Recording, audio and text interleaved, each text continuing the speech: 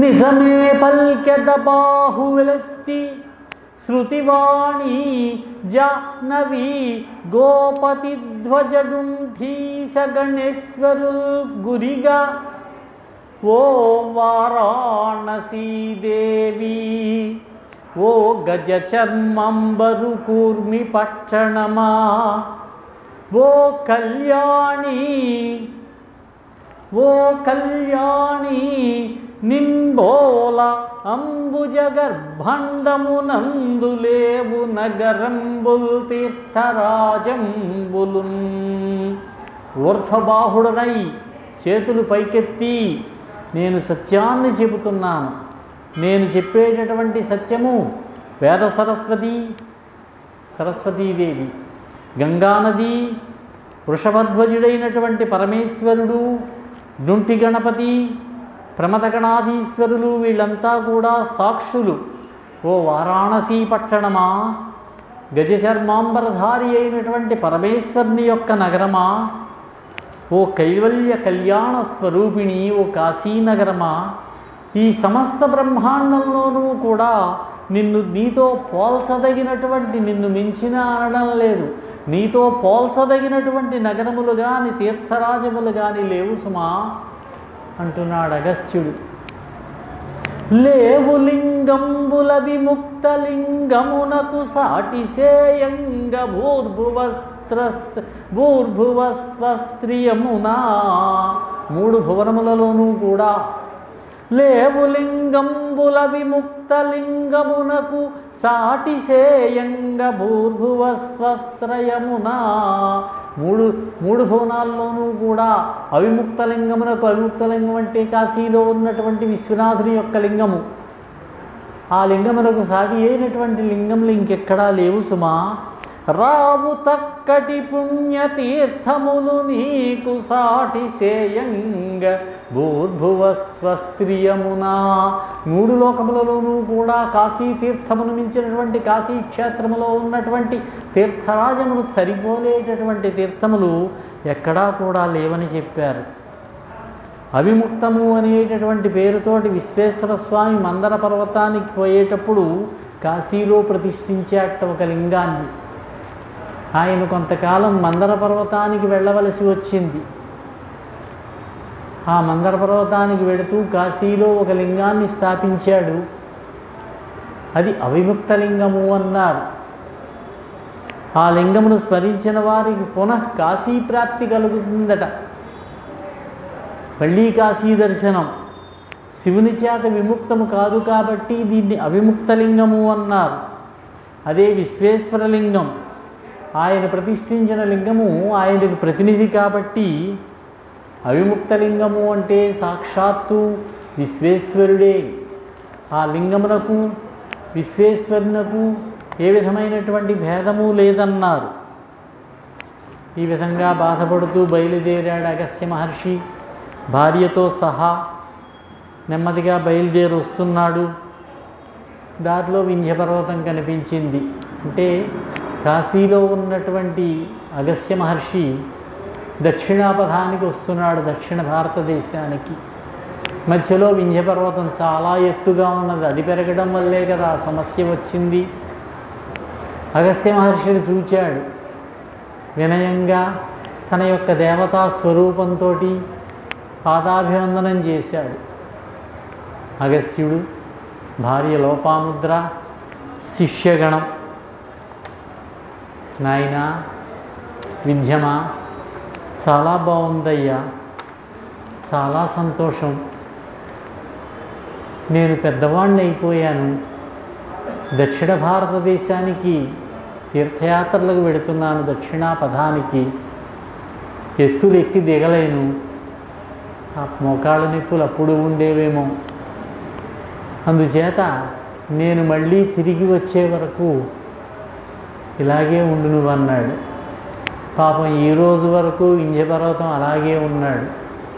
ఉత్తరాపథం నుంచి దక్షిణాపథానికి వచ్చినటువంటి అగస్త్య మహర్షి మళ్ళీ తిరిగి ఉత్తరానికి వెళ్ళలేదు. ఇక్కడే ఉండిపోయాడు. ఆయన ఆంధ్ర ప్రాంతంలో, తమిళనాడు ప్రాంతంలో, ఉన్నటువంటి క్షేత్రములను, అవకాశం ఉన్న శైవ క్షేత్రములన్నీ దర్శించుకుంటూ, వీలైన చోట్ల పరమేశ్వర లింగాలను ప్రతిష్ఠ చేసుకుంటూ, మలయ పర్వతము, సహ్య పర్వతము ఇవన్నీ కూడా చేస్తూ, కొండొకచో తపస్సు కూడా చేస్తూ, ఒకసారి సహ్య పర్వతం మీద తపస్సు చేసేట ఆయన కూర్చుని తపస్సు చేసుకుంటూ ఉంటే జలాన్ని బట్టి ఆ పాత్ర ఉంటుంది ఆయన దగ్గర, కమండలం అందులో పెట్టుకుని ఉన్నట్ట. విఘ్నేశ్వరుడు పక్షి రూపంలో వచ్చి ఆ పాత్రను వంచేసేట. అప్పుడు కావేరీ నది పుట్టిందట. కావేరీ నది పట్టింది సముద్రం సహ్యపర్వతంలో. అగస్త్యుడు అప్పుడు ఉండగా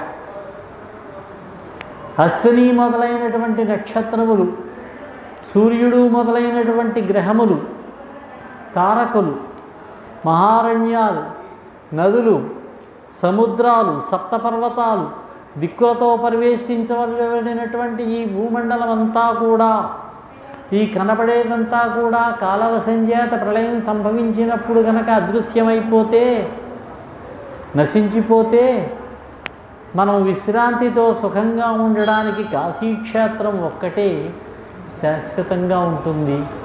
అటువంటి కాశీని విడిచిపెడుతున్నాం కదా అనుకుంటున్నాడు ఆయన. పాపం నెమ్మదిగా కాశీని విడిచిపెట్టి వచ్చాడు. దక్షిణ భారతదేశంలో ఉండిపోయాడు ఆయన. ఇక్కడే తిరుగుతూ గజేంద్ర మోక్షంలో ఏనుగు మొసలి మధ్యలో జరిగింది యుద్ధం. ఆ ఏనుగు పూర్వజన్మలో ఆ గజరాజు ఇంద్రద్యుమ్నుడనే మహారాజు గారు, దక్షిణ భారతదేశంలో పరిపాలన చేస్తూ ఉన్న మహారాజు పేరు ఇంద్రద్యుమ్నుడు. ఆయన పెద్దవాడయ్యాడు, తన కుమారులకు రాజ్యాన్ని అప్పగించాడు. మలయ పర్వతం మీదకు వెళ్ళాడు. మహావిష్ణు భక్తుడు ఆయన. కొండ కొమ్ముకు వెళ్ళాడు. చివరికి అక్కడ కూర్చుని తపస్సు చేసుకుంటున్నాడు ఆయన. నారాయణుని భక్తితో ఉపాసన చేస్తూ ఉన్నాడు. అష్టాక్షరీ మంత్రం, శ్రీమన్నారాయణుని యొక్క మంత్రం ఏదైతే ఉందో ఆ మంత్రాన్ని, అష్టాక్షరీ మంత్రాన్ని జపించుకుంటూ ధ్యానంలో ఉండిపోయాడు. అక్కడికి వెళ్ళాడు ఈయన తన 10,000 మంది శిష్యులతో. ఎందుకు వెళ్ళాడో తెలియదు. అగస్త్య మహర్షి ఆ కొండ మీదకి వెళ్ళాడు. వచ్చినటువంటి అగస్త్య మహర్షిని ఒక్కసారి చూశాడు ఆయన. మళ్ళీ కనులు మూసుకుని ధ్యానంలోకి వెళ్ళిపోయాడు. ఈయనకి కోపం వచ్చింది. పోతన గారి పద్యం గజేంద్ర మోక్షంలో, ఒకనాడా నృపుడచ్యుతున్మనములో చింతించుచున్ అకలంక స్థితి నున్నచో, ఒకనాడా నృపుడచ్యుతున్మనములో చింతించుచున్ మౌని అయి అకలంక స్థితి నున్నచో, కలశజుండచ్చోటికిన్ వచ్చి.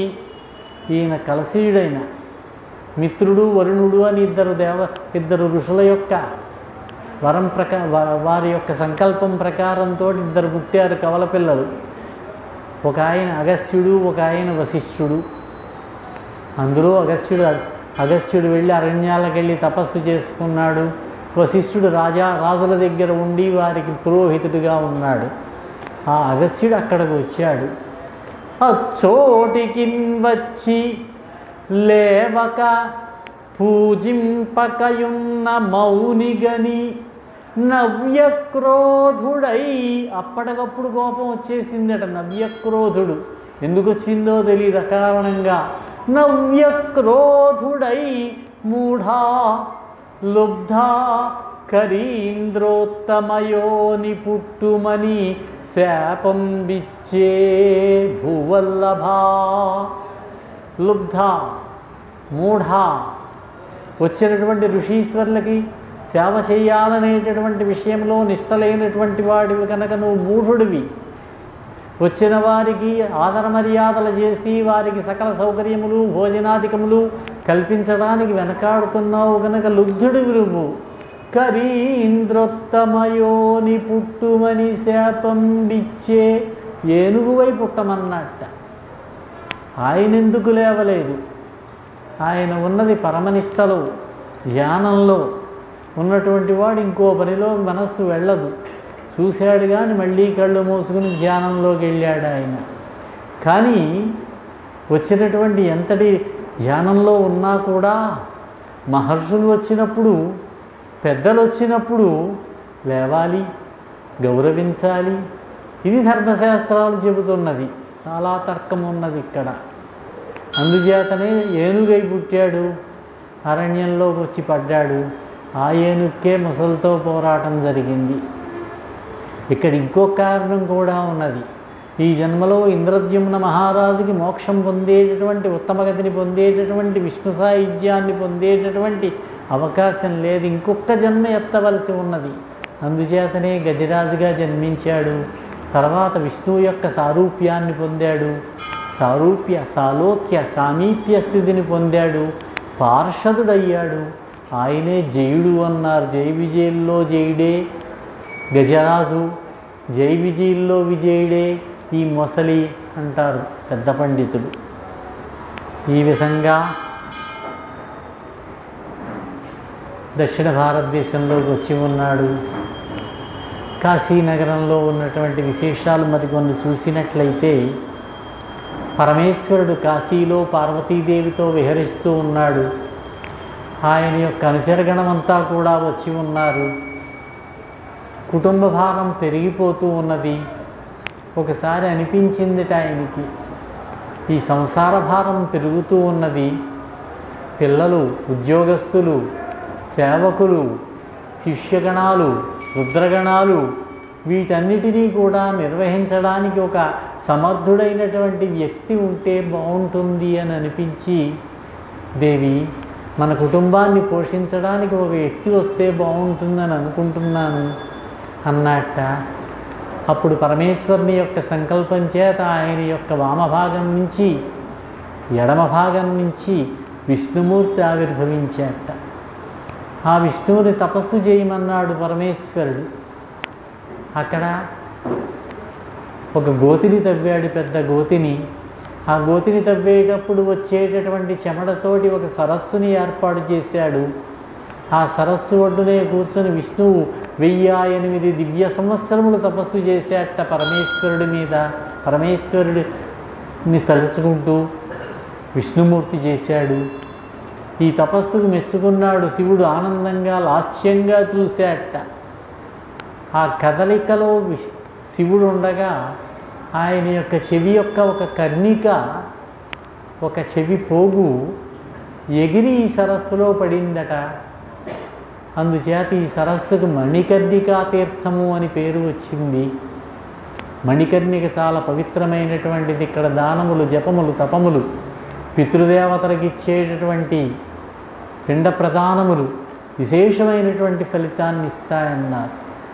ఇంతకుముందు కాశీలో ఆదిగంగా అని ఉండేదట, ప్రాచీన గంగా. తర్వాత గంగానది వచ్చి ఈ మణికర్ణికలో కలిసి గంగానదిలో భాగమైంది. అప్పటి నుంచి మణికర్ణిక యొక్క పవిత్రత ఇంకా పెరిగిందన్నారు. ఈ గంగానది ఏ విధంగా వచ్చిందో మనకి భగీరథుడి వృత్తాంతం చూస్తే తెలుస్తుంది. సగర చక్రవర్తి పెద్ద భార్య అయినటువంటి కేసీకి అసమంజసుడు అని కుమారుడు కలిగాడు. ఆ అసమంజసుడు మంచివాడు కాదు పాపం. పెద్దవాడే వివాహం చేశాడు, కుమారుడు పుట్టాడు. అతని కుమారుడు అంశుమంతుడు. అసమంజసుడు సరయూ నదిలో వేసేసేవాటి. ఇక్కడ అయోధ్యలో ఉన్నటువంటి పిల్లలను తీసుకువెళ్ళి అక్కడున్న బ్రాహ్మణులు, పౌరులు అంతా వచ్చి రాజుగారికి ఫిర్యాదు చేస్తే దేశ బహిష్కార శిక్ష విధించాడు పెద్ద కుమారుడికి. రెండో భార్య అయినటువంటి సుమతికి 60,000 మంది పిల్లలు పుట్టారు. చూసుకుని మురిసిపోయాడు సగరుడు. ఒకసారి ఆయన అశ్వమేధయాగం చేస్తూ ఉంటే ఆ అశ్వాన్ని ఎవరో అపహరించి పాతాళలోకానికి తీసుకువెళ్ళి అక్కడ కపిల మహర్షి ఆశ్రమం దగ్గర కట్టేసి వెళ్ళారు. అశ్వం లేకపోతే అశ్వమేధయాగం ఆగిపోతుంది, అరిష్టం సంభవిస్తుంది. దాంతో తన కుమారులైనటువంటి 60,000 మందిని పంపించి వెతకమంటే భూలోకమంతా వెతికారు, వచ్చారు, ఎక్కడా కనపడలేదు. భూమిని తవ్వుకుంటూ వెళ్ళిపోండి అన్నాడు. భూమిని తవ్వుకుంటూ వెళ్ళిపోయారు. వాళ్ళు పాతాళానికి వెళ్ళారు. పెద్ద గొయ్యి ఏర్పడిందన్నమాట. పాతాళంలో కపిలుడి ఆశ్రమం దగ్గర ఉన్నది అశ్వం. వాళ్ళు దుందుడుకు చర్యగా ఈ అశ్వాన్ని అపహరించిన వాడు ఈ మునీశ్వరుడే అని చెప్పి ఆయన మీద దాడి చెయ్యబోతే ఆ అలజడికి ఆయన కళ్ళు తెరిచి ఒక్కసారి కళ్ళు తెరిచి చూసేసరికి 60,000 మంది కూడా భస్మరాసులైపోయారు. వాళ్ళ తర్వాత మనవడైనటువంటి అంశుమంతుడిని పంపించాడు. ఎంతకీ రాకపోతే ఆయన వచ్చాడు, పాతాళానికి వచ్చాడు, అశ్వాన్ని చూశాడు. మహర్షి కన్నులు తెరిచి చూసేదాకా ప్రశాంతంగా కూర్చుని ఉండి ఆయన్ని ప్రార్థించి అశ్వాన్ని తీసుకొచ్చాడు. వృత్తాంతం కూడా తెలుసుకున్నాడు. ఏ విధంగా వీళ్ళకి ఉత్తమ గతులు కలుగుతాయి అని ఆలోచిస్తూ ఉంటే ఆ 60,000 మంది యొక్క తల్లి అయినటువంటి సుమతికి అన్నగారట గరుత్మంతుడు. అతడు వచ్చి చెప్పాడు, ఇదేదో నీళ్ల కోసం వెతుకుతున్నాడు ఈయన, జలంతో సంప్రోక్షణ చేసి తర్పణాలు ఇద్దామని. బాబు, వీళ్ళు చేసినటువంటి పాపం మామూలు పాపం కాదయ్యా. పవిత్రమైనటువంటి ఆకాశగంగతోటే వీళ్ళు పవిత్రులవుతారు, పునీతులవుతారు. అందుచేత అవకాశం ఉంటే ఆకాశగంగను తెప్పించన్నాడు. అశ్వాన్ని తీసుకొచ్చాడు. యజ్ఞం పూర్తయింది. సగర చక్రవర్తి అంశుమంతుడికి రాజ్యం ఇచ్చాడు. హిమాలయాలకు వెళ్ళాడు, వానప్రస్థాశ్రమానికి. ఆయన తపస్సు చేశాడు. ఆయన కుమారుడు దిలీప చక్రవర్తి తపస్సు చేశాడు. తదనంతరం ఆయన కుమారుడు భగీరథుడికి సంతానం లేకపోయినా మంత్రులకు రాజ్యాన్ని పరిపాలన చేయమని అప్పగించి తపస్సు చేసి గోకర్ణ క్షేత్రానికి వెళ్ళి అక్కడ తపస్సు చేశాట. బ్రహ్మ ప్రత్యక్షమయ్యాడు. తన యొక్క కోరిక చెబితే గంగానదిని ప్రార్థించమంటే గంగని ప్రార్థిస్తే ఆవిడ వస్తానంది. కానీ నన్ను భరించగలిగేవాడెవరు? నేనంత ఎత్తు నుంచి బ్రహ్మలోకం విష్ణులోకం దగ్గర నుంచి నేను వచ్చి పడుతూ ఉన్నట్లయితే నన్ను తట్టుకునే శక్తి ఒక్క పరమేశ్వరుడికే ఉంది. ఆయనకి నమస్కారం ఆయనని తపస్సు చేయమంటే సంవత్సర కాలం పాటు చేశాడు. పరమేశ్వరుడు ప్రత్యక్షమయ్యాడు, అంగీకరించాడు. అప్పుడు గంగ భూమికి వచ్చింది. భూమి మీద ప్రవహించుకుంటూ వచ్చి ఈ కాశీ మీదుగా వెళ్ళింది, సముద్రంలో కలిసింది. గంగానది పవిత్రమైనటువంటి నది. అప్పుడు మణికర్ణికా తీర్థానికి పవిత్రత పెరిగిందన్నారు. విష్ణుమూర్తి అక్కడ తపస్సు చేశాడు. మణికర్ణికా తీర్థంలో నిర్వహించినటువంటి స్నానము, సంధ్యా జపము, హోమము, వేదాధ్యయనము, వ్రతోద్యానము, వృషోత్సర్గము, లింగ ప్రతిష్టలు ఏం చేసినా సరే అక్షయమైనటువంటి ఫలాలను ఇస్తాయట. భూత భవిష్యత్ వర్తమానంలో తీర్థములేవీ కూడా ఇప్పుడు ఉన్నవి కానీ, ఇదివరకు ఉన్నవి కానీ, భవిష్యత్తులో రాబోయేవి కానీ ఈ మణికర్ణికా తీర్థంతో సమానమైనటువంటివి కావన్నారు. సాంఖ్య విజ్ఞానము, యోగ అనుసంధానము, ఆత్మ ప్రణిధానము, వ్రత తపోదానములు ఈ మణికర్ణికా తీర్థంలో స్నానంతో సరిపోవట. ఒక్కసారి స్నానం చేస్తే చాలు, వాటికి మించినటువంటి ఫలితం లభిస్తుందట. కుందేళ్ళు, దోమలు, కీటకములు, పక్షులు, పాములు పంచక్రోశి అయినటువంటి ఈ కాశీలో మరణించినట్లయితే మోక్షలక్ష్మిని కైవసం చేసుకుంటాయట. దేవతలు అందుకే బాధపడ్డారు, ఇక్కడ ఉన్నటువంటి కీటకములు కూడా మనకంటే ఉత్తమ స్థితిలో ఉన్నాయి కదా అని. కాశీక్షేత్రంలో ఎప్పుడూ కూడా కృతయుగమే ఉంటుందట, ఆ లక్షణాలే ఉంటాయి. ఎప్పుడూ కూడా ఉత్తరాయణమే ఉంటుందట, ఎప్పుడూ మహోదయమేనన్నారు, పుణ్యకాలమేనన్నారు. ప్రతిరోజు కూడా పుణ్యకాలమే. అక్కడ తిథి, వార, నక్షత్ర ఏమీ చూడవలసిన పని లేదు, ప్రతిరోజు పుణ్యమే. మనకు తెలియకుండా యథాలాపంగా గంగానదిలో స్నానం చేసినా కూడా పుణ్యం వస్తుందన్నారు. మనం అక్కడికి వెళ్ళి ₹1 నాణ్యం విసిరితే చిన్న కుర్రవాడు ములిగి ఆ నాణ్యాన్ని తీసుకుంటాడు, ఆ కుర్రవాడికి కూడా మోక్షమేనన్నారు.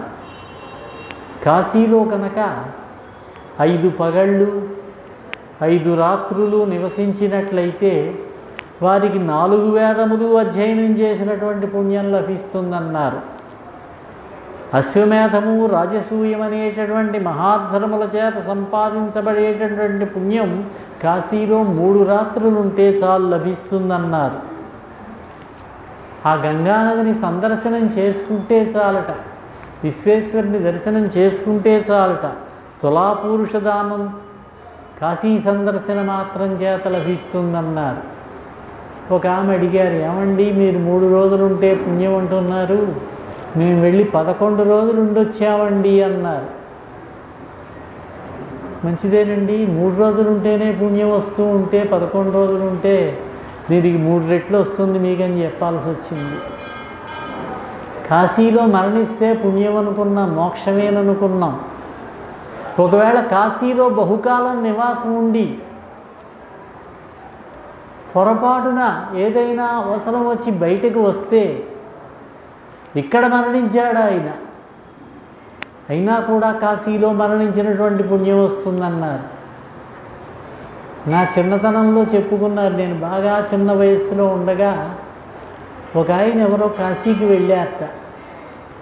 బాగుంది, అక్కడ కాశీ నివాసం బాగుంది, ఇక్కడే ఉంటే బాగుంటుంది అనుకున్నారు. ఒక వైశ్య ప్రముఖుడు మా ఊరికి దగ్గరలో ఒక పట్టణంలో ఉండేవాడు ఆయన. బంధుగణం అంతా ఇక్కడే ఉన్నారు. కాశీలో మకాం పెట్టుకున్నాడు.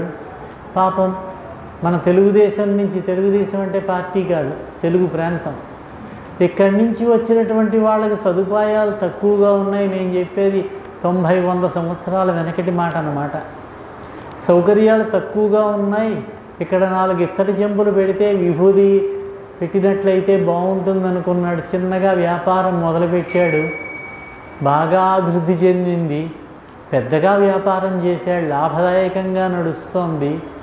వాళ్ళ మనవరాలకి వివాహం చేయవలసి వచ్చింది. కబురు వస్తే వచ్చాడు పాపం, కొద్ది రోజులు ఇక్కడ ఉందామని. ఆ పందిళ్ళు అవి వేస్తున్నారు, జరిగిన కథే ఇది. పందిళ్ళు అవి వేస్తున్నారు, వాటికి విద్యుత్ తీగలు లాగుతూ ఉన్నారు. ఆ రోజుల్లో విద్యుత్తు రావడం కొత్త, పట్టణాల్లోనే ఉండేది విద్యుత్తు. ఏదో చేశాడు, ఆ విద్యుత్తు తీగ తగిలి మరణించాడు పాపం. అలా మరణించినా కూడా మోక్షమేనట, బాధపడవలసిన పని లేదన్నారు. ఒక ఆయన కాశీకి వెడదాం, కాశీ దర్శనం చేసుకుందామని బయలుదేరాడు. కొంత దూరం వెళ్ళాక ఏదో కారణం చేత మరణించాడు. ఆయనకు కూడా మోక్షమేనన్నారు. సంకల్పం మంచిది కదా, మంచి సంకల్పం కనుక ఉంటే ఆ విధంగా జరుగుతుంది. పరమేశ్వరుడి యొక్క అనుగ్రహం అలా ఉంటుంది. కాశీలో నా ఆజ్ఞ తప్ప వేరొకరి ఆజ్ఞ చెల్లదంటాడు పరమేశ్వరుడు. 100 ఆమడల దూరంలో ఉన్నటువంటి మనుష్యుడు కాశీని స్మరిస్తే చాలట, సర్వపాపముల నుంచి కూడా అవుతాడట. స్మరణ మాత్రం చేత పాప విముక్తి కలిగించేది కాశీ అన్నారు, ముక్తిని కలిగించేది కాశీ అన్నారు. అందుచేత అవకాశం ఉన్నప్పుడల్లా, మనం మెలకు వచ్చినప్పుడల్లా అహం కాశీం గమిష్యామి తత్రైవ నివసామ్యహం ఇది బ్రువాణ సతతం కాశీవాసఫలం లభేత్. నేను కాశీ వెడతాను, కాశీలో నివాసం ఉంటానని మనం అనుకుంటూ ఉంటే వెళ్ళకపోయినా పర్వాలేదు, తత్తుల్యమైనటువంటి ఫలితం మీకు లభిస్తుందట. పంచక్రోశి అయినటువంటి కాశీని ప్రవేశించే సమయంలో మనం కాశీలోకి రైలు వెడుతూ ఉండగానే పాపాలన్నీ కూడా ఆ కాశీ ఊరి బయట ఆగిపోతాయట, లోపలికి ప్రవేశించలేక. పాపరహితులమైనటువంటి మనమే వెడతాం కాశీలోకి. కాశీలో చిరకాలం, ఇప్పుడే చెప్పుకున్నాం, చిరకాలం నివసించి దైవయోగం వల్ల బయటకు వచ్చి మరణించినా అంతే ఫలితం. ఈ అవిముక్త క్షేత్రంలో నివాసము సంచితము, ఆగామి, ప్రారబ్ధము అనేటటువంటి కర్మలను నిర్మూలనం చేస్తుందట. సంచిత కర్మలు అంటే మనం చేసినటువంటి కర్మలు అవన్నీ పోతాయట.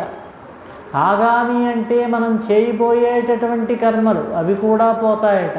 వీటిని మన యొక్క ధర్మ ప్రవర్తన వల్ల పోగొట్టుకోవచ్చట. ధర్మంగా ఉంటే, పుణ్యకార్యములు చేస్తూ ఉంటే, కాశీ నివాసం వంటివి చేస్తూ ఉంటే అవి పోతాయట, ఏమీ పర్వాలేదు.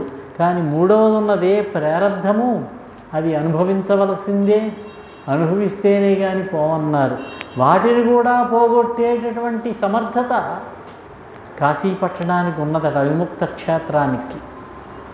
మణికర్ణికేందు తీర్థస్నానం చేసి నువ్వులతోటి, ఎర్రటి వడ్లతోటి, యవలతోటి పితృదేవతలకు తర్పణాలు చేస్తే కనుక అటువంటి మనుష్యుడు సర్వయజ్ఞ ఫలితమును పొందుతాట.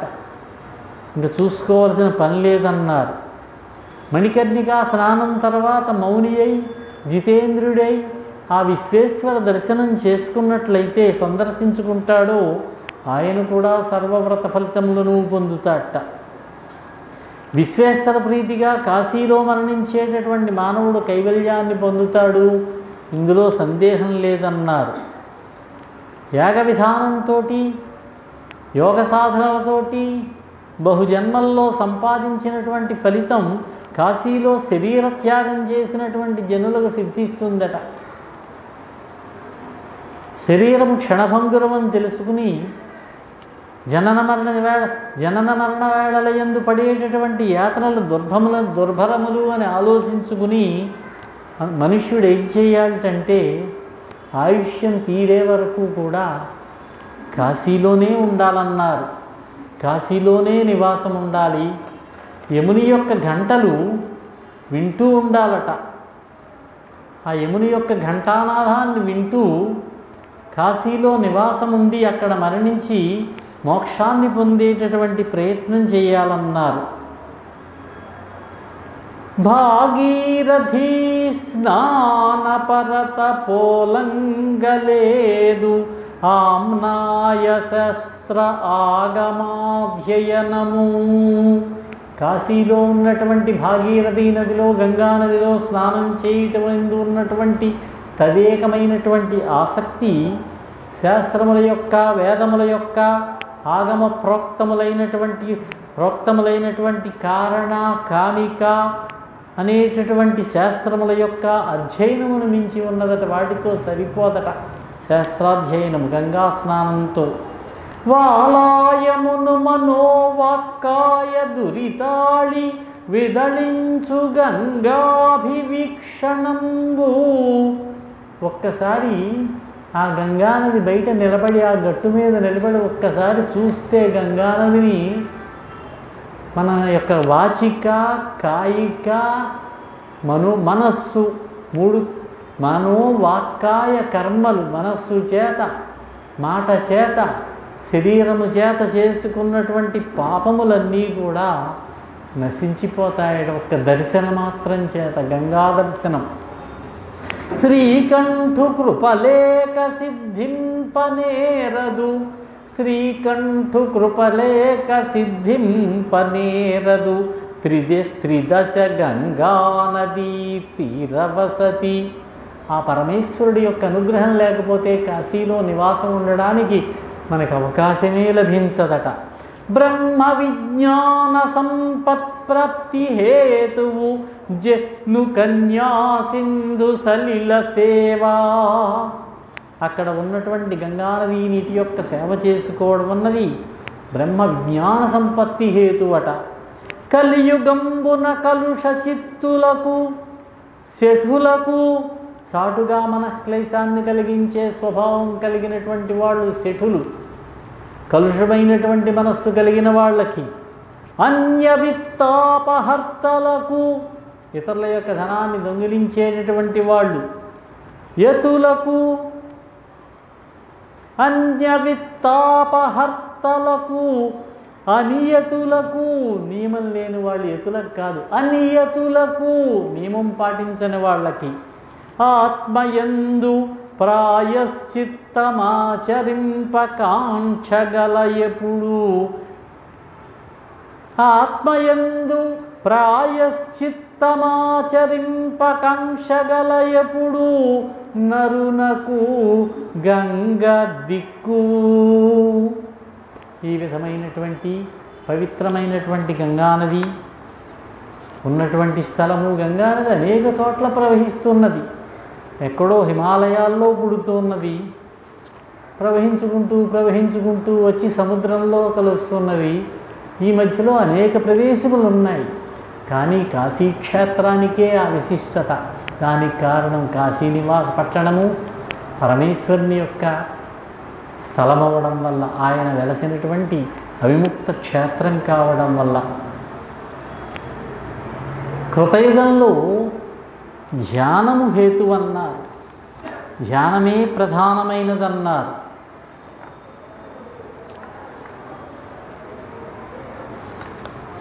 ధ్యానం కృతే మోక్షహేతు ప్రేతాయం తచ్చ వై తపః ద్వాపరే తద్వయం యజ్ఞాః కలౌ గంగైవ కేవలం.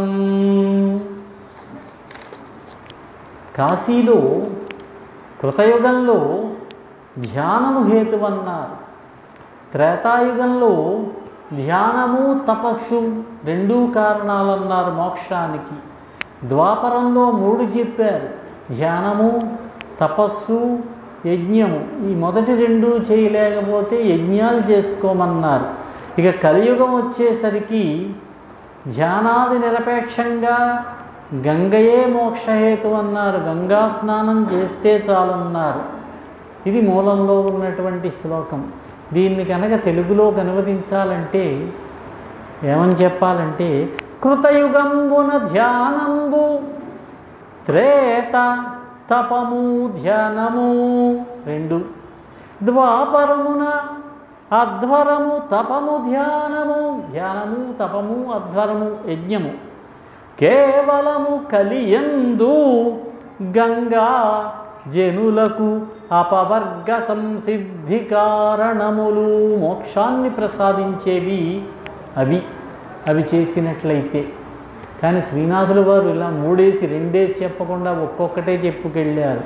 కృతయుగంబున ధ్యానంబు కేవలంబు తపము త్రేతాయుగంబున ద్వాపరంబున ధ్వరంబు కలివేళయందు గంగా జనులకు ఇష్టార్థ సంసిద్ధి సాధనములు. కృతయుగంలో ధ్యానమే మోక్ష సాధనము, త్రేతాయుగంలో తపస్సే సాధనం, ద్వాపరంలో యజ్ఞములు, కలియుగంలో గంగే, గంగానది స్నానము, గంగానది దర్శనము, గంగోదక స్పర్శనము, ఇవి మోక్షహేతువులన్నారు. సారభూతమైనటువంటి తొలి జన్మల్లో అభ్యాసం వల్ల ఏర్పడినటువంటి సంస్కారం ఒకటి.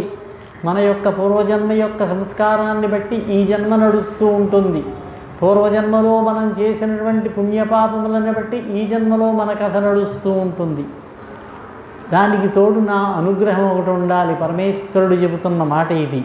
ఈ 2 లేనివాడు వారాణసీ నగరోపకంఠములో పొంగి పొరలుతూ ఉన్నటువంటి జలప్రవాహమైనటువంటి గంగా తరంగ సంఘముల యొక్క గంభీర ధ్వని కోలాహల శ్రవణ మాత్రము చేతనే ఆ గంగానది ప్రవహిస్తూ, కాశీలోనే అక్కర్లేదు, ఊరి బయటైనా సరే గంగానది ప్రవహిస్తూ ఉన్నప్పుడు ఆ తరంగ ఘోషణముల వల్లనే పాప ప్రపంచములన్నీ కూడా వెళ్ళిపోతూ ఉంటాయి. అటువంటి భాగీరథీ నది యందు స్నానం చేసినట్లయితే యోగం సిద్ధించదా అంటాడు. ఆకంఠకరటి డుంఠి శ్రీకంఠ జగండ మదమషీ చంద్రకితానేక ప్రవాహజా నవీ వైకుంఠ ఎట్టిపాటి వారికి కలుగున్. కంఠాగ్రము గజరూపము కలిగినటువంటి డుంఠీ పేరు కలిగినటువంటి వినాయకుడు చెక్కెళ్ళ నుంచి మదజలం స్రవిస్తూ ఉంటుందట. ఆ మదజలం గంగలో కలుస్తుందట. అక్కడ నెమలి కన్నుల్లాగా ఉంటుందట మదజలం స్రవించి. అటువంటి జల ప్రవాహములు కలిగినటువంటి గంగానదిలో చేసేటటువంటి స్నానము చేసేటటువంటి యోగము ఎటువంటి వారికి లభిస్తుంది? ఒక పాటి వారికి లభించదు కదా. ఇంకొక మాట చెబుతున్నారు. గంగానది గంగానది గంగానది అనుచు రేపకడ మేల్కొనుచు గంగ కొనియాడునెవ్వడు భంగించున తండు ఘోర పాతక చేయము. ఎవరైతే నిద్రపోతూ ఉన్నట్టుండి మేల్కొని గంగానది గంగానది అని స్మరిస్తూ ఉంటారో వారు పాప సంచయాన్నంతని కూడా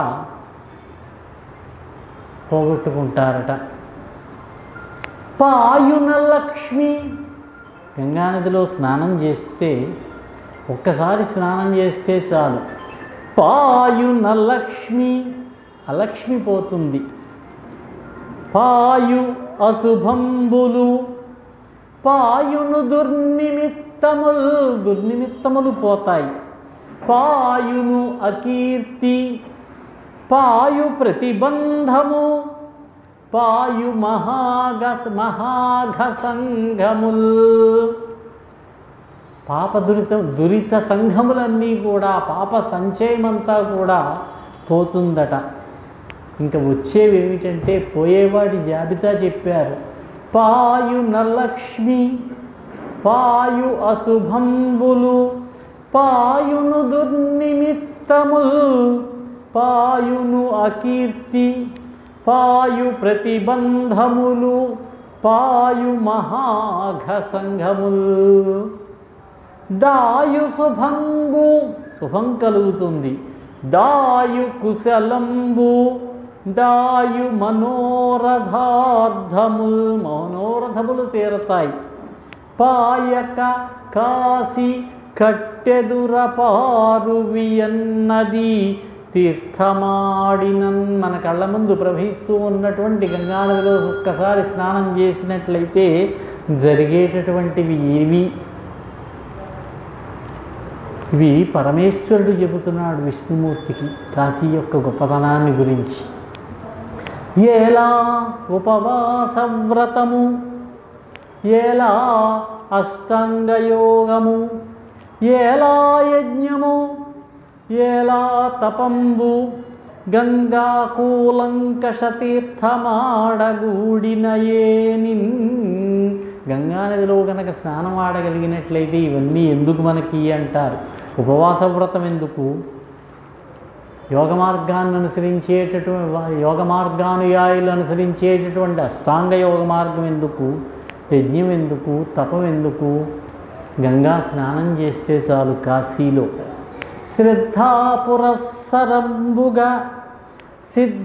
సిద్ధస్రోతోవహాంబు శీర్షాప్లవ సంబద్ధ హృదయులగు వారికి సిద్ధించును మోక్షలక్ష్మి చేరువనే హరిహరి. శ్రద్ధాపురస్సరముగా సురనదీ జలముల్లో ఒక్కసారి శిరస్సును ముంచడం ఉన్నదే తలస్నానం చేయడం.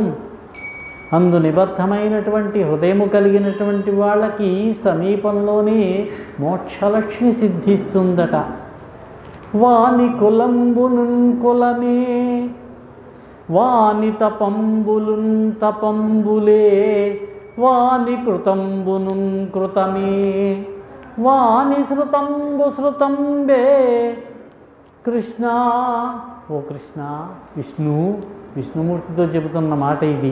యవ్వాని మనంబు పక్వమై వ్రాలకయుండును విశ్వనాయకస్థాన మహాశ్మశాన దివిషత్తటి నీముఖ తీర్థసేవకున్. ఎవరి మనస్సు పరిపాక దశను పొంది శ్రీ విశ్వనాథుని యొక్క స్థానమైనటువంటి ఈ కాశికానగరంలో గంగానది మొదలైనటువంటి తీర్థములను సేవించడానికి వ్రాలక ఉంటుందో, మనస్సు సంకల్పించదో, మనస్సు ఇష్టపడదో అటువంటి వాని కులము ఒక కులమా, వాని తపస్సులు ఒక తపస్సులా, వాని యొక్క ఆచరణము ఆచరణమా, వాని యొక్క చదువులు చదువులా అవన్నీ కూడా నిరర్ధకములు, వృధా అని చెబుతున్నారు. విస్మయమేలా వియన్నది అస్మత్తేజోగ్నిధర్గర్భ.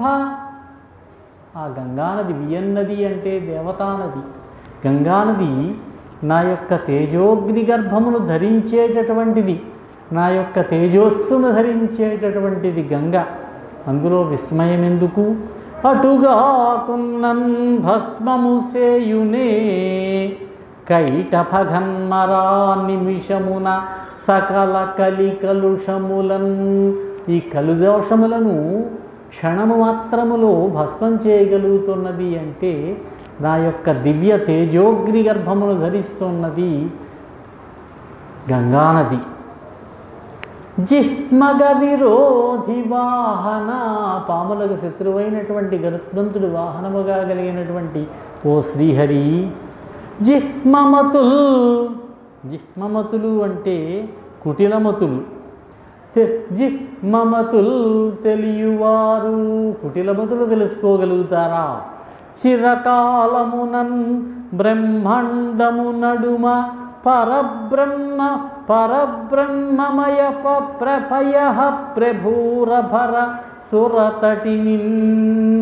బ్రహ్మాండ మధ్యంలో ప్రవహిస్తూ ఉన్నటువంటి పరబ్రహ్మమయమైనటువంటి జలప్రవాహమైనటువంటి గంగానది యొక్క తత్వాన్ని కుటిలమతులు తెలుసుకోగలుగుతారా? ఎట్టి పరిస్థితుల్లోనూ తెలుసుకోలేరయ్యా.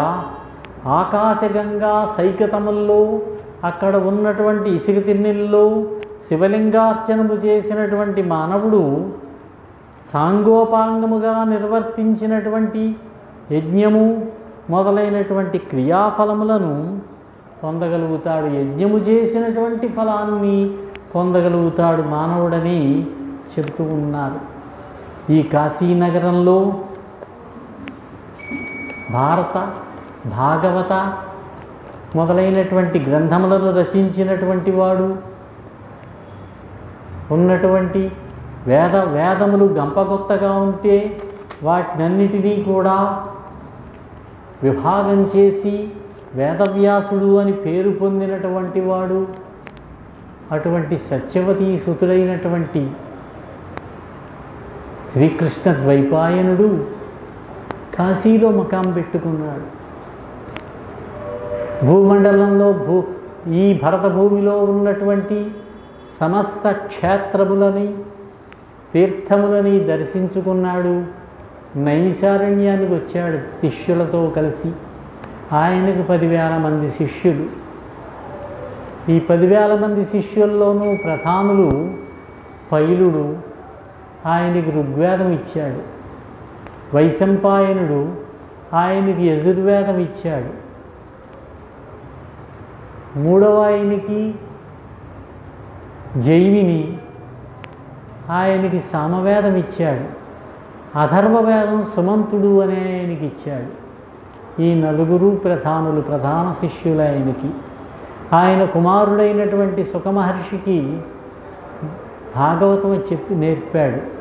వాళ్ళ పరంపర ఆయా వేదాలను వృద్ధి చేసుకుంటూ నేటిదాకా ఋగ్వేద శాఖ, యజుర్వేద శాఖ ఆ విధంగా వృద్ధి పొందుతూ ఉన్నాయి లోకంలో.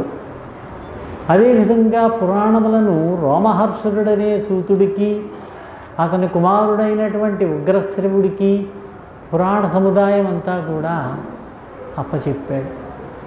ఆ వేదవ్యాసుడు తన శిష్యులతో కలిసి కాశీకి వచ్చి ఇక్కడ మకాం పెట్టుకున్నాడు. ఆయన మహావిష్ణు భక్తుడు. విష్ణుమూర్తి యొక్క అంశయే వ్యాసో నారాయణో హరి. వ్యాసాయ విష్ణురూపాయ వ్యాసరూపాయ విష్ణవే. అందుచేత వ్యాసుడు పరమాత్మ యొక్క, నారాయణి యొక్క అవతారమేనంటారు. మనకి సాధారణంగా శ్రీ మహావిష్ణువుకి 10 అవతారములు తెలుసు. భాగవతం ప్రారంభంలోనే శ్రీ మహావిష్ణువు యొక్క 21 అవతారాలు చెప్పారు, 21 అవతారములు అని చెప్పారు. నరనారాయణులు 1 అవతారం, సముద్ర సాగర మథన సమయంలో అమృతాన్ని తీసుకుని వచ్చినటువంటి ధన్వంతరి 1 అవతారం, ఆ అమృతాన్ని పంచిపెట్టిన మోహిని ఒక అవతారం. ఈ విధంగా అనేక అవతారాలు చెప్పారు. పృథు చక్రవర్తి ఒక అవతారం అన్నారు. 17వ అవతారం వ్యాస మహర్షి అన్నారు. అందుచేత వ్యాసుడంటే విష్ణువే, విష్ణుతత్వాన్ని ప్రచారం చేసినటువంటి వాడే, భాగవతాన్ని రచించి విష్ణుభక్తిని ప్రచారంలోకి తీసుకుని వచ్చినటువంటి వాడు వేదవ్యాస మహర్షి. ఆ వ్యాసుడు కాశీలోకి వచ్చి ఒక రోజున శివాలయం దగ్గరికి వచ్చాడు. విశ్వేశ్వర ఆలయం దగ్గరికి ఆ ముఖద్వారానికి ఎదురుగా నిలబడ్డాడు. చేయి పైకెత్తాడు, ప్రకటన చేశాడు గట్టిగా, లక్ష్మీశ్వరుడే పరదైవం, జనార్దనుడే భుక్తి ముక్తి ప్రదాయకుడు, వైష్ణవ ధర్మమే పరమధర్మం, శేషశైనుడే పరదైవం, చక్రధరుడే పరదైవం, వైకుంఠ సదనుడే పరదైవం అని చెప్పి, నీలవర్ణుడు సత్యము, మాధవుడు సత్యము, వేరు మాటలు దేనికి, పరదైవమే సత్యము, పునఃసత్యము అని గట్టిగా అరిచేట. ఈ మాటలు నందీశ్వరుడు విన్నాడు, తన ప్రతాపాన్ని చూపించాడు. ఆ పైకెత్తిన చెయ్యి పట్టేసింది, కిందకి దిగదే, కంఠం పట్టేసింది, మాట పెగలదే. శిష్యులంతా కంగారు పడిపోతున్నారు. ఇంతలో మనస్సులోనే గజరాజవరదుడైనటువంటి శ్రీ మహావిష్ణువును స్తుతి చేశాడు. ఈయనంటాడు, నంది అంటాడు చేయి పట్టే ముందే, ఎట్టెట్టు వినమైతిమింక ఒక మారేర్పాటుగా చెప్పుమా. ఏమిటి మాట్లాడుతున్నావు నువ్వు? ఒక్కసారి మళ్ళీ వివరంగా చెప్పు, ఇంతవరకు వినలేదే నేను. ఒక మాటేర్పాటుగా చెప్పుమా భట్టారా అని నందికేశ్వరుడు విస్పష్టంబుగా పల్కినన్. పట్టెన్ కంఠబిలంబు, కంఠం పట్టేసింది. చెయ్యి దివియన్ వారాణసీ హట్టస్థానమునందు వ్యాసునకు, చెయ్యి కిందకి దిగట్లేదు. శిష్యశ్రేణి భీతిల్లగన్, భయపడ్డారు పాపం శిష్య సమూహం అంతా కూడా. ఎప్పుడైతే శ్రీ మహావిష్ణువుని స్తుతి చేశాడో విష్ణుమూర్తి ప్రత్యక్షమయ్యాట. ఏమయ్యా బాధరాయణ, బుద్ధిమంతుడివేనయ్యా, ఇటువంటి అపరాధం ఎందుకు చేసావు నువ్వు? తప్పు చేసావు కదా అని మందలించాడు. నందీశ్వర, ఇతన్ని క్షమించవలసింది, ఇతని యొక్క అపరాధాన్ని క్షమించి కరుణార్ద్రమైనటువంటి చూపుతో చూడవలసినది అని శ్రీ మహావిష్ణువు నందీశ్వరుణ్ణి వేడుకొన్నట్ట. అప్పుడు వ్యాస మహర్షికి వాక్కు వచ్చింది. ఈ రెండు కర్మేంద్రియాలండి, వాక్కు పాణి, చెయ్యొకటి నోరొకటి, మిగతా మూడు వాక్ పాణి పాద పాయు ఉపస్థ, ఈ మూడు మిగతావి కర్మేంద్రియాలు అన్నారు. అప్పుడు వ్యాసుడు పరమేశ్వర భక్తుడయ్యాడు, పరమేశ్వర స్తుతి చేశాడు. తన పేరుతోటి ఒక లింగాన్ని ప్రతిష్ఠ చేశాడు. అక్కడ పరమేశ్వరుని ఆలయంలోనే, కాశీలో విశ్వేశ్వర ఆలయంలోనే దక్షిణం వైపుకి అమ్మవారి వాకిలి ఉన్నది, అన్నపూర్ణాదేవి వాకిలి. ఆ వాకిలి దగ్గరలోనే ఉన్నదట వ్యాసుడు ప్రతిష్ఠించినటువంటి లింగము. వ్యాసేశ్వర లింగము అంటారు దీన్ని. ఆ వ్యాసేశ్వరుడు, ఆ పరమేశ్వరుడు తనని సేవించేటటువంటి వారికి భోగ మోక్షములను ఇస్తూ ఉంటాడట. ఆ రోజు నుంచి కూడా వ్యాసుడు బుద్ధిమంతుడయ్యాడు, అజ్ఞానం తొలగింది. ఉదయాన్నే స్నానం చేసేవాడు గంగానదిలో.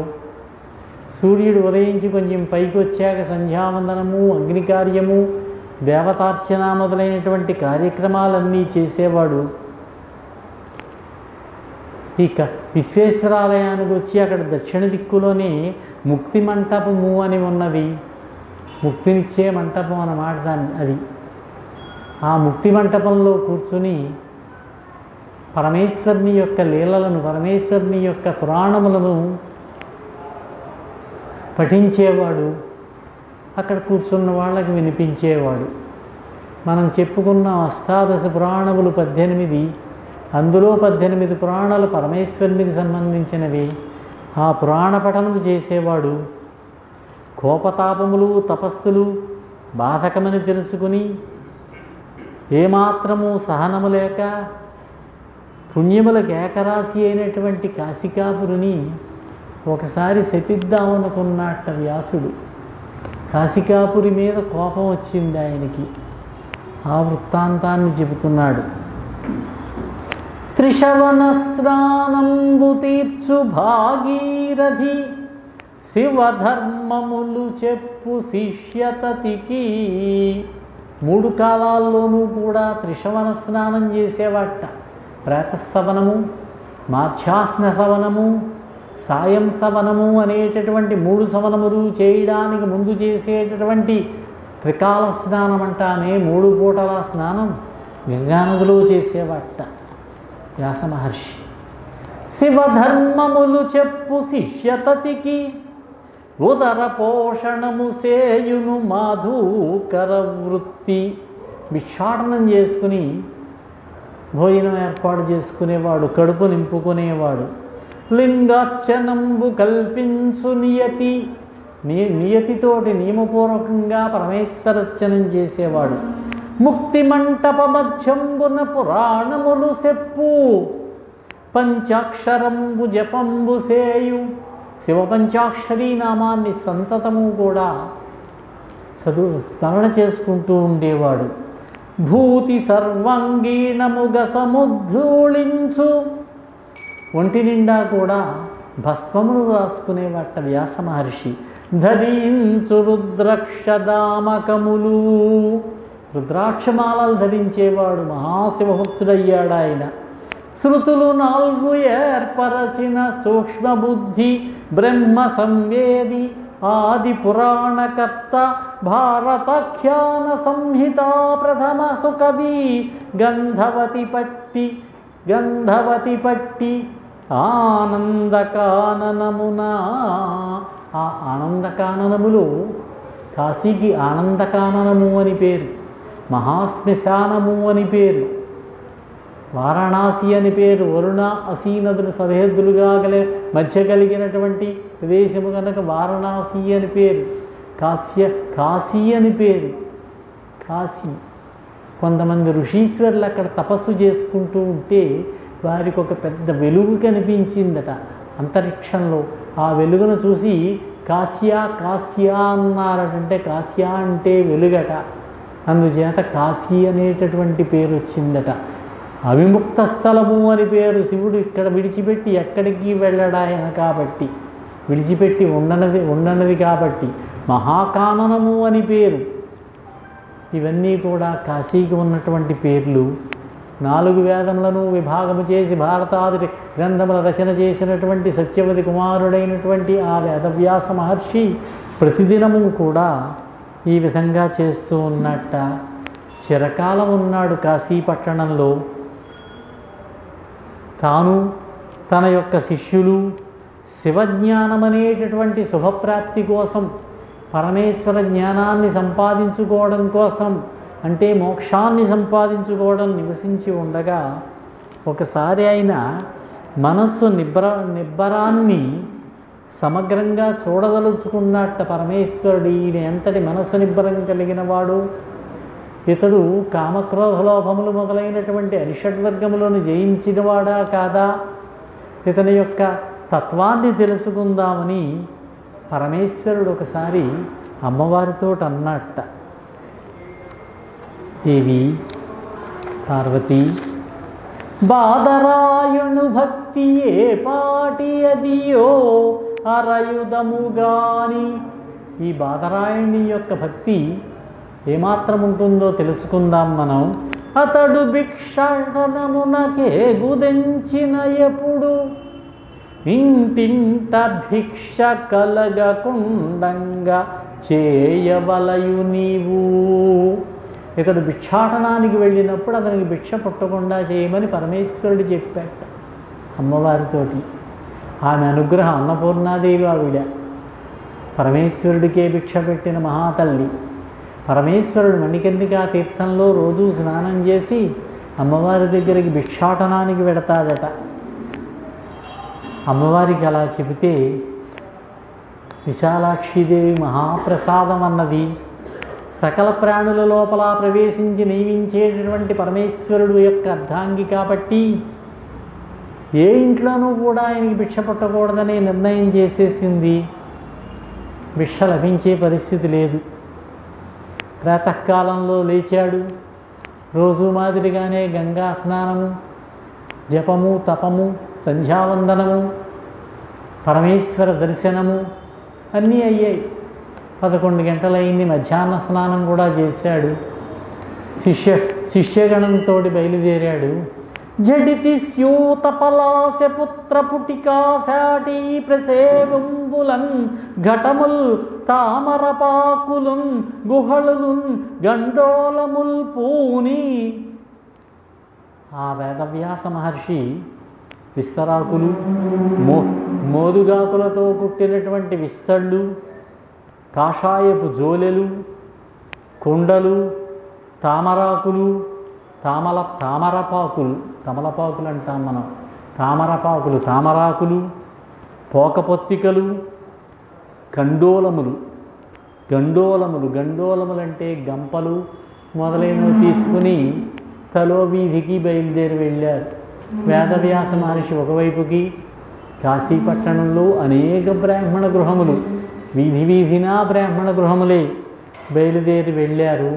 నెట్టుకొని కాయ బీరెండ పట్టపగలు, బీరెండ అంటే అధికమైనటువంటి ఎండ, తాను శిష్యులు ఇల్లిల్లు తప్పకుండా కాశికా విప్రగృహ వాటికలను నర్చు అఖిల విద్యాగురుండు భిక్షాటనంబు. ప్రతి వీధికి వెళ్ళారు, భిక్షాటనం చేయడం మొదలుపెట్టారు. ఆయన యొక్క శిష్యులు సుమంతుడు, పైలుడు, జైమిని మొదలైన వాళ్ళంతా కూడా కఠయోగమును చదువుకుంటూ కఠోపనిషత్తుని పారాయణం చేసుకుంటూ వెళ్ళారు. నక్షత్రాధీశ్వరమౌళి పట్టణమునన్, నక్షత్రాధీశ్వరమౌళి చక్కటి పద ప్రయోగం. నక్షత్రాధీశ్వరుడు చంద్రుడు, ఆయన తలపై కలిగినవాడు మన పరమేశ్వరుడు. నక్షత్రాధీశ్వరమౌళి పట్టణమునన్ కాసిన్ తలంపన్ మహాచిత్రంబు ఓగిరమబ్బదయ్యే.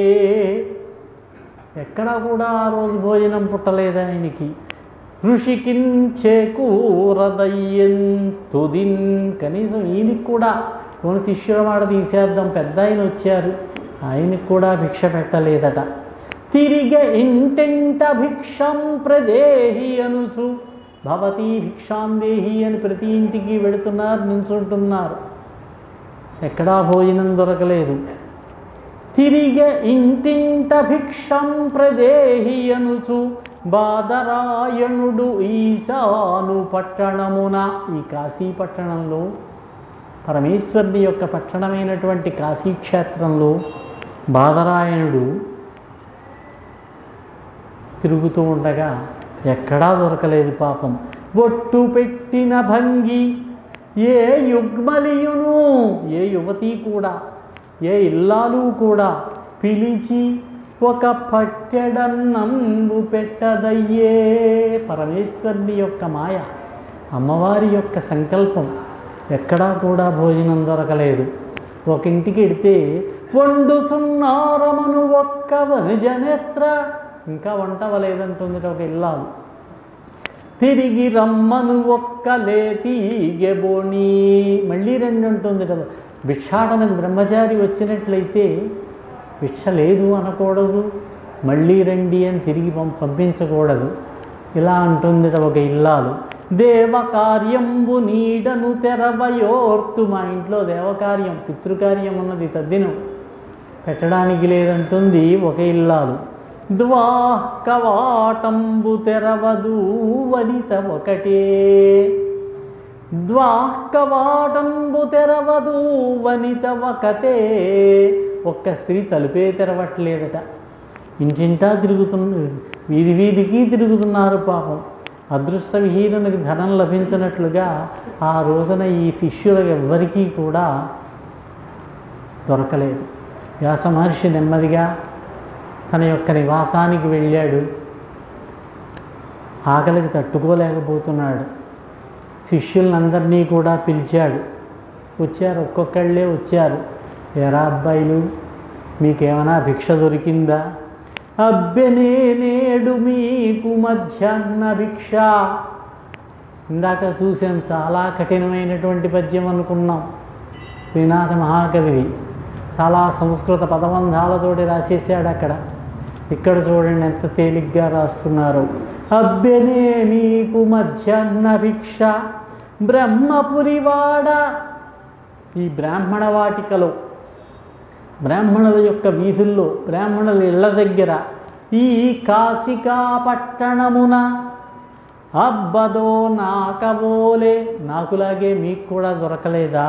మహర్షులారా వాడవాడల ఈ పెద్ద వల్లకాట, ఈ పెద్ద వల్లకాడులో మీకు అబ్బలేదా? మహాశ్మశానం అని పేరు కాశీకి. అందుచేత మహాశ్మశానంలో ఈ పెద్ద వల్లకాట్లో మీకు భిక్ష దొరకలేదా? దుర్భిక్ష దోషంబు దొరకొన్న గడపని కడపని గృహసూతకమునందు.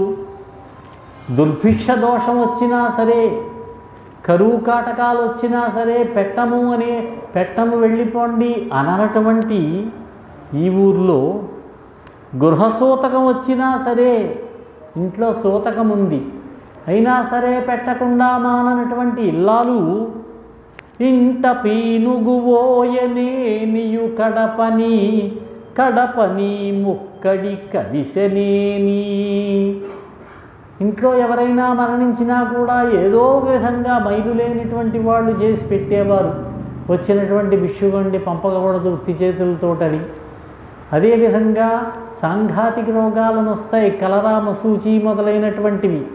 అటువంటప్పుడు కూడా పెట్టకుండా మానటువంటి ఇల్లాలు కువలయేసుడు దండుగలు కొన్న కడపని కడపని భవనంబు కాలనేని. మహారాజు గారు పన్నులు ఎక్కువగా వేసి ధనాన్ని దోచుకుంటున్నా సరే పెట్టకుండా మాననటువంటి ఇల్లాలు, కాశీనగరంలో ఉన్నటువంటి ఆ స్త్రీలు భవనం తగలబడుతున్నా సరే ఏదో విధంగా పెట్టేవారట. అటువంటి ఇల్లాలు పితృకార్య విధి సమీపించిన కడపని కడపని ముట్టంటు కలిసెనేని. ఇంటి నుంచి వెలుపలకి బయటికి వెళ్ళినా సరే పెట్టకుండా మాననటువంటి ఇల్లాలు వేళ కాకున్న కడపని ఇల్లాలు. అకాలమైన బాగా ఆలస్యంగా వచ్చినా పెట్టకుండా మాననటువంటి ఇల్లాలు వేలుపులకు మీదు ఓకున్న కడపని. ఈరోజు మా ఇంట్లో మీదు కడుతున్నాం దేవతలకి, ఈరోజు భిక్ష వేయకూడదు అనకుండా అటువంటి సందర్భంలో కూడా భిక్ష వేసేటటువంటి ఇల్లాలు ఉన్నటువంటి ఈ కాశికలో, కాశికాపురంలో మిన్నక నిష్కారణంగా మిన్నక ఎట్లు గడపే ఇంటింట ఈ కాశికాపురమున పుణ్యగేహిని. ఇది మహాద్భుతము కాదే. చాలా ఆశ్చర్యంగా ఉంది. ఈ రోజున మనకు ఎక్కడా భిక్ష దొరకలేదు. ఏం చేస్తాం? మనం ఇక్కడ చిరకాలంగా ఉంటున్నాం. ఈ కాశికానగరంలో భిక్షాన్నం పుట్టనటువంటి దినం ఒక్కటైనా లేదు. ఎక్కడైనా విన్నామా, చూసామా? ప్రతిదినము పగలు 2 జాములు దాటిన తర్వాత మనం వెడితే ఇంటి ముందు ముగ్గు వేసి ఆ ముగ్గు మధ్యలో నిలబెట్టి పుష్పములతోటి పూజించి మనకి భిక్ష పెడతారే. అటువంటి పరిస్థితిలో ఇక్కడ లేదు. భోజనమే దొరకలేదు ఈరోజు. ఆ పరమపురంధ్రులయందు ఏ పుణ్యాంగనయు భిక్ష ఇడదయ్యే కటా రేపాడి మేలుకని. ప్రాతకాలముననే లేచి, మనకెవరూ భిక్ష పెట్టలేదు కదా ఈరోజు.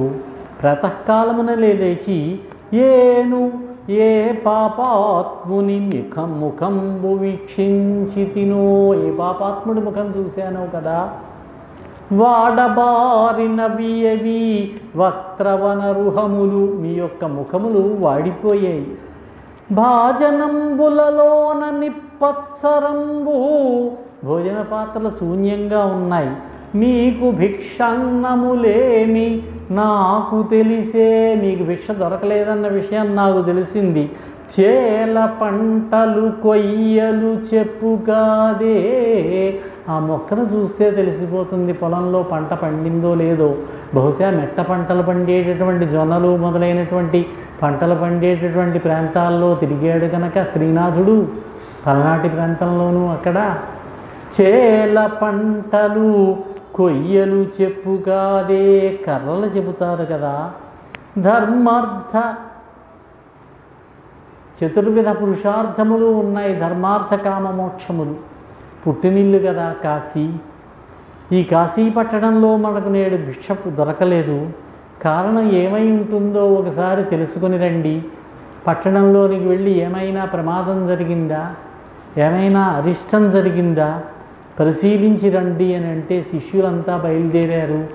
నగరంలోకి వెళ్ళారు, వాకపు చేశారు. తిరిగి వచ్చి ఏమీ జరగలేదు, అంతా కూడా మామూలుగానే ఉంది అని చెబితే, పోనీలేండి ఈ రోజుకు ఉపవాసం ఉందాం, ఒక రోజులో జరిగిపోయేది ఏముంది, రేపు భోజనం చేద్దాం మనం అన్నాడు బాదరాయణుడు. మర్నాడు కూడా ఇదే పరిస్థితి.